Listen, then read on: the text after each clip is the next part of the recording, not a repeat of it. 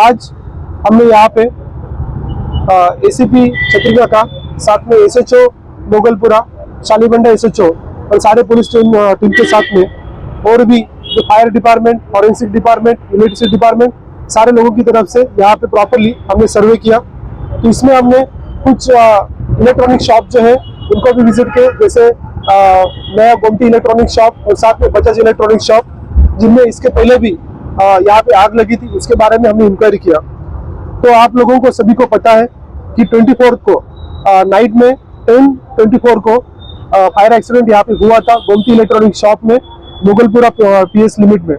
तो उस टाइम पे मैं आज हम यहाँ पे सारे मीडिया के दोस्तों को और साथ में पूरे आवाम को बताना चाहते हैं कि किसी भी तरह के रूमर्स ना फैले, इसलिए हम आपको सारी इंफॉर्मेशन जो 4 दिन से इन्वेस्टिगेशन चल रहा है उसके बारे में आपको देना चाहते हैं। तो इस फायर एक्सीडेंट में टोटल 2 लोगों की मौत हुई है। इसमें शिव कुमार बंसल जो गोमती इलेक्ट्रॉनिक शॉप के ओनर है, उनकी मौत हुई, और साथ में सेकंड पर्सन मीर साजिद अली जो यहाँ पे अपने बाइक से रोड से जा रहे थे, उनकी भी इसमें हादसे में मौत हो गई। तो इंसिडेंस होने के बाद में पुलिस और फायर डिपार्टमेंट की तरफ से हमने प्रॉपरली एक्शन लिया, लेकिन इसमें जो 8 लोग थे, इन 2 लोगों के अलावा उन लोगों को भी हॉस्पिटल में हमने शिफ्ट किया। अभी वो सारे जो 8 लोग हैं वो आउट ऑफ डेंजर है। इसमें किसी तरह का कुछ रूमर्स वगैरह फैल रहे थे, तो 4 दिन से हमने इन्वेस्टिगेशन किया है फॉरेंसिक की तरफ से, सारे डिपार्टमेंट की तरफ से। तो उसमें हमें जो इंफॉर्मेशन आई है तो सभी लोगों को मैं बताना चाहता हूँ। तो हमें पता चला है कि फॉरेंसिक का जो कंक्लूजन आया, तो ये कंक्लूजन आया कि इसमें एक गैसियस मिक्सचर है, उस गैसियस मिक्सचर की वजह से इसमें आग लगी। तो जो शिव कुमार बंसल थे, उनका मौत होने के पहले हमने डाइंग डिक्लेरेशन लिया। उस डाइंग डिक्लेरेशन में उन्होंने बताया कि वो शॉप के अंदर थे, और उस टाइम पे उन्होंने शॉप में पहला टोटल 3 धमाके उन्होंने सुने। पहले एक छोटा धमाका हुआ, बाद में दूसरा धमाका हुआ जो सिर्फ उन्होंने सुने, बाद में थर्ड धमाका जो है सडनली बड़ा हुआ, with in a short span, like 1-2 second के अंदर ही हुआ, और उससे जो है शटर सारे के सारे बाहर आ गए। उस टाइम पे वो जो शॉप थे, आगे के जो शटर है वो क्लोज थे, शॉप उस टाइम पे क्लोज किया जा रहा था, लाइट्स उस टाइम पे बंद किए जा रहे थे, लेकिन जो पीछे का शटर है वो थोड़ा हाफ पोर्शन बंद था। बाकी जो सारे वर्कर्स थे क्लोज शॉप करने के टाइम पे वो सारे के सारे बाहर आ गए थे उस टाइम पे, लेकिन 2-3 लोग वर्कर्स उस टाइम पे शॉप्स के साइड में थे, तो उनको भी कुछ इंजुरीज यहाँ पे आई है। तो जो हमने फॉरेंसिक का इन्वेस्टिगेशन किया और फायर डिपार्टमेंट ने इन्वेस्टिगेशन किया, उसमें उन्होंने क्लियर कट बताया कि यहाँ पे जो है एक गैसियस मिक्सचर में किसी भी तरह का एक स्पार्क हो, जो चाहे वो इलेक्ट्रिसिटी शॉर्ट सर्किट की हो सकता है, कोई बल्ब का हो सकता है, या कोई अगरबत्ती का हो सकता है, या कोई माचिस का हो सकता है, सिगरेट का हो सकता है, ऐसे कारण वो हुआ है। तो ये गैसेस जो मिक्सचर है ये कहाँ से आया, तो हमने डिटेल में इंक्वायरी करने के बाद हमें पता चला इसमें किसी भी तरह का अंदर एलपीजी सिलेंडर नहीं था। तो जो गैस है वो वहाँ पे तैयार होने का सिर्फ 2 ही चीज़ें हो सकती है। एक है सबसे जो इम्पोर्टेंट है रेफ्रिजरेटर, इसमें RX 600 ऐसा गैस रहता है जो एक्सप्लोसिव गैस रहता है, वो शायद वहाँ से लीक हुआ होगा। तो पहला धमाका शायद उससे आया होगा, ये हमारा कंक्लूजन है। उसके बाद में उस धमाके की वजह से और भी जो बाकी गैसेस है वो लीक हुए होंगे और सडनली एक एक्सप्लोजन वहाँ पे हुआ, ऐसा हमारा अभी तक इंफॉर्मेशन है। दूसरा जो रहता है गैस, वो जो वाटर डिस्पेंसर रहता है उसके अंदर भी थोड़ा सा गैस रहता है, उसके वजह से भी ये हुआ होगा। तो शॉप के अंदर ऑलमोस्ट 15 to 20 जो रेफ्रिजरेटर उसके अंदर थे, तो इसकी वजह से ये इश्यूज हुए, ऐसा हमें पता चल रहा है। इसमें आप लोगों को, सभी लोगों को हम कुछ लोग जो है बता रहे थे कि आईडी ब्लास्ट जो है, आईडी ब्लास्ट की वजह से हुआ। कुछ लोग बोल रहे थे कोई टेररिस्ट अटैक है, कुछ लोग बोल रहे थे कि जो सामने जो व्हीकल आई थी वो व्हीकल की वजह से हुआ, जो CNG का व्हीकल था उसकी वजह से हुआ। तो सारे एंगल में हमने इंफॉर्मेशन निकाली, सारे एंगल में हमने इन्वेस्टिगेशन किया। तो मैं आपको सभी जो है एविडेंस के साथ बताना चाहता हूँ। तो जो ड्राइवर था, वो ड्राइवर जो है ये आप देख सकते हैं, ये इसका फोटो है ड्राइवर का, जी कार ड्राइवर जो उसके सामने था, CNG फिटेड गैस था, लेकिन जो गैस सिलेंडर था वो गैस सिलेंडर फटा नहीं, वो वैसे ही प्रॉपरली था।